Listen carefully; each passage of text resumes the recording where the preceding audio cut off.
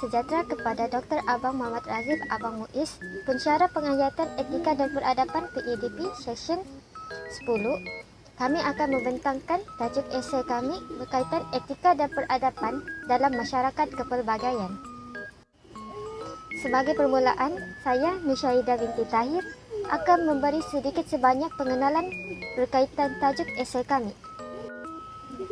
Secara definisi, etika bermaksud prinsip moral ataupun nilai akhlak yang menjadi pegangan individu atau sesuatu kumpulan dalam menentukan tingkah laku. Manakala peradaban memberi maksud tingkat kemajuan dalam kehidupan dalam aspek jasmani dan rohani dalam sesuatu masyarakat ataupun bangsa. Malaysia merupakan negara yang majmuk yang berbilang bangsa dan juga kaum yang terdiri daripada 300 etnik dan sub-etnik di keseluruhan Malaysia. Meskipun dengan kepelbagaian ini, Malaysia merupakan satu negara yang aman dan harmoni, dan kepelbagaian ini menyumbang kepada progresif yang dapat memajukan negara. Secara logiknya, wujudlah pelbagai cabaran kerana kepelbagaian bangsa yang dihadapi oleh negara ini. Dengan adanya cabaran itu, wujudnya objektif penulisan karangan esei kumpulan kami. Tujuan penulisan karangan ini adalah untuk menerangkan peranan etika dan peradaban dalam masyarakat kaum. Selain itu, objektif penulisan ini juga adalah untuk menilai peranan institusi keluarga, sekolah dan juga masyarakat dalam memupuk nilai etika dan peradaban. Akhir sekali adalah untuk mengenal pasti cabaran utama dalam memperkukuhkan etika dan peradaban dalam kalangan masyarakat Malaysia. Assalamualaikum dan selamat sejahtera. Hari ini saya ingin berkongsi tentang peranan etika keluarga dalam membentuk individu dan masyarakat. Keluarga merupakan unit sosial pertama yang mengajar kita nilai, norma, dan tingkah laku. Etika keluarga merangkumi prinsip-prinsip moral seperti kejujuran, hormat, tanggung jawab, dan juga kasih sayang. Nilai-nilai ini sangat penting kerana ia membantu membentuk individu yang berakhlak mulia dan bertanggung jawab terhadap masyarakat. Selain itu, keluarga juga berperanan dalam memupuk sikap toleransi serta menghargai perbezaan budaya, agama, dan juga pandangan. Pendidikan etika dalam keluarga dapat mengurangkan konflik sosial dan meningkatkan perpaduan dalam masyarakat. Selain itu, etika keluarga turut membantu membentuk sikap disiplin dan kerja keras yang penting untuk pembangunan ekonomi negara. Akhir sekali, individu yang dibesarkan dalam keluarga yang beretika akan menjadi lebih berdaya saing dan berintegritas.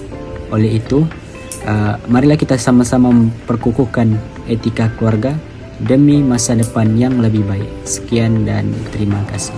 Peranan institusi pendidikan. Institusi pendidikan memainkan peranan penting dalam membina masyarakat batak, etika dan bertamadun. Peranan utama institusi pendidikan. Yang pertama, institusi pendidikan boleh menanam nilai etika dan moral dengan melalui kursus pendidikas dan pendidikan moral. Institusi pendidikan juga boleh mengadakan aktiviti luar bilik tajah seperti mengadakan kempen komuniti pupuk tanggungjawab sosial dan sosial diri. Melalui institusi pendidikan, mereka juga boleh memahami budaya tempatan dengan ilmu tentang budaya Melayu, bantu bentuk identiti nasional. Institusi pendidikan juga boleh membentuk integriti pelajar. Pelajar boleh tolak penipuan dan penggunaan AI tanpa etika. Dengan bantuan institusi pendidikan, mereka juga dapat digalakkan untuk pemikiran kritis, iaitu guru-guru di sekolah memberi ruang perbincangan bebas, membantu melahirkan pelajar rasional dan terbuka. Dengan melalui institusi pendidikan juga boleh mencegah kejahatan sosial, iaitu mengadakan program pencegahan buli, dadah dan ponteng sekolah. Yang terakhir ialah pemupukan perpaduan. Sambutan pelbagai perayaan, galak toleransi dan perpaduan kaum. Poin yang pertama, Islam menyediakan garis panduan moral yang menyeluruh bagi setiap individu untuk berkelakuan baik dalam kehidupan sehari-hari. Prinsip-prinsip ini juga relevan dalam penggunaan media sosial, di mana setiap tindakan dan perkongsian harus dipandu oleh nilai kejujuran, kebaikan, dan hormat terhadap orang lain. Media sosial bukan hanya untuk berinteraksi, tapi juga boleh digunakan sebagai alat untuk menyebar dakwah, yaitu memperkenalkan nilai moral dan etika Islam kepada masyarakat modern. Dengan ini, media sosial dapat memainkan peranan penting dalam mempromosikan kebaikan, perdamaian, dan keadilan dalam dunia maya. Pemimpin berperanan penting dalam membentuk budaya organisasi atau masyarakat yang beretika, terutamanya di dunia digital. Tingkah laku pemimpin di media sosial dapat memberi pengaruh besar terhadap perspektif masyarakat. Pemimpin yang beretika akan memastikan bahwa maklumat yang disampaikan media sosial adalah sahih. Mereka tidak akan menyalahgunakan kedudukan atau pengaruh mereka untuk menyebarkan fitnah atau memperjuangkan kepentingan pribadi. Sebaliknya, pemimpin beretika menggunakan media sosial sebagai platform untuk mendidik masyarakat, mempromosikan nilai-nilai murni, dan memupuk perpaduan dalam kalangan pengikut mereka.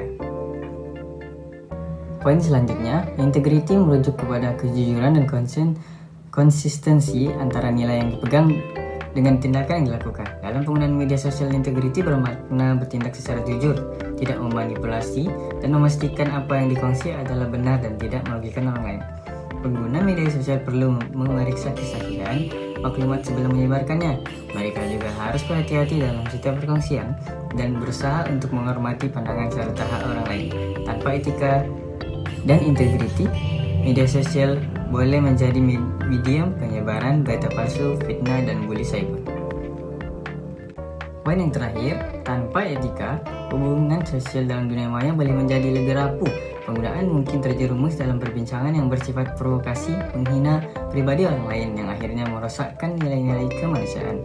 Penyalahgunaan media sosial yang tidak beretika boleh mengganggu perpaduan sosial. Jika fitnah atau kata-kata kebencian berluasa, ini akan menjejaskan kesejahteraan masyarakat dan menyuburkan perasaan permusuhan dan tidak kepercayaan antara individu. Assalamualaikum warahmatullahi wabarakatuh. Nama saya Nur Masyita binti Muhammad Yamin dengan nomor matriks BS241103110. Hari ini saya akan membincangkan tentang cabaran yang dihadapi untuk mengekalkan nilai peradaban dalam kalangan masyarakat kini. Lebih spesifiknya, saya akan membincangkan tentang cabaran yang dialami dalam media sosial.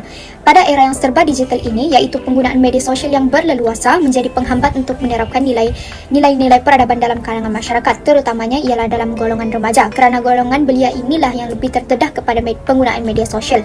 Antara cabaran yang dihadapi menurut hasil kajian ialah penyebaran maklumat yang kurang tepat.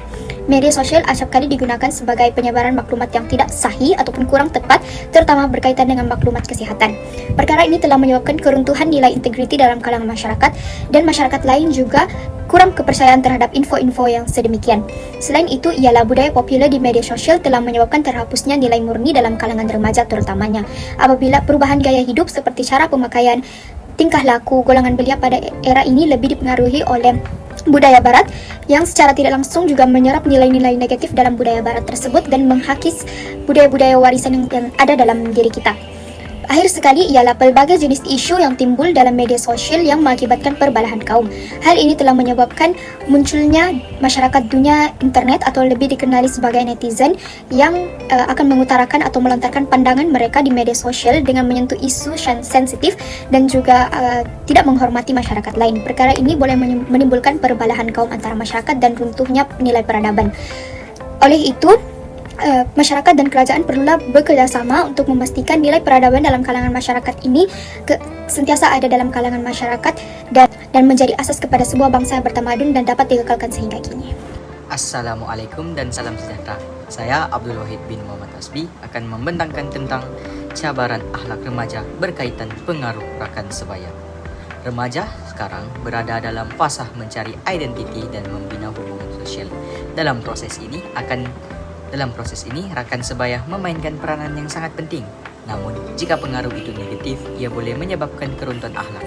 Remaja sering melakukan perkara yang bertentangan dengan nilai diri semata-mata untuk diterima dalam kumpulan. Ini termasuklah ponteng, bercakap kasar, atau terlibat dalam pergaulan bebas. Kajian telah menunjukkan tekanan rakan boleh mendorong remaja merokok, mengambil alkohol dan dadah. Remaja yang kurang perhatian ibu bapa pula lebih mudah dipengaruhi oleh rakan yang membawa nilai negatif. Budaya moden yang memuja kebebasan juga menjadikan mereka semakin jauh daripada nilai tradisional seperti hormat menghormati dan tanggung jawab. Namun begitu, rakan sebaya juga boleh jadi pengaruh positif jika dipilih dengan betul. Maka kita perlu mendidik remaja supaya memilih rakan yang baik dan membina kawalan diri yang kuat. Peranan ibu bapa, guru, dan masyarakat amatlah penting dalam membentuk jati diri mereka. Sekian daripada saya, terima kasih.